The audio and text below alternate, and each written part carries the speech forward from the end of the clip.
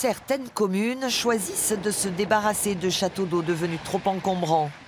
C'est le cas ici, aux Barrières, dans le Tarn. À l'Agrolet du Gers, le maire a fait un tout autre pari. Avec ce château d'eau désaffecté pendant plus de 35 ans. Le détruire, ça coûtait trop cher, c'était difficile à porter politiquement. J'ai pensé de suite à y faire un hébergement, quoi. Donc, je suis de suite allé voir les instances départementales, le tourisme et tout. Et voilà, j'ai dit, je suis élu depuis 3 mois, j'ai une idée, je voulais faire un gîte dans un château d'eau. On m'a regardé un peu avec des grands yeux à l'époque.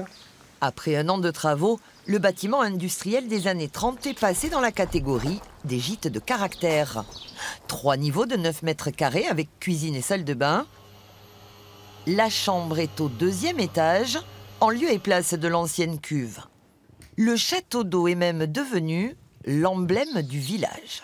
Il y a plein de villes qui ont la chance d'avoir un patrimoine reconnu, j'allais dire, nationalement et mondialement. Aujourd'hui, l'image de l'Agrolet, c'est le château d'eau. Quand on va à l'extérieur, on dit « Ah oui, l'Agrolet, c'est le village où il y a un château d'eau ».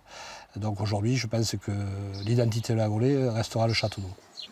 Paris réussi, le gîte est bénéficiaire. Il rapporte 10 000 € par an à la commune. Autre reconversion, celle du château d'eau de Laganne, plus connu sous le nom de Galerie du Château d'eau. Sauvée de la démolition, la tour de briques est devenue un espace d'exposition dès 1974.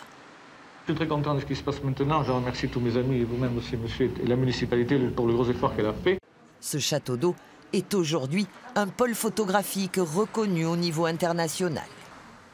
Le réservoir de la Côte Pavée devrait lui aussi connaître une deuxième vie.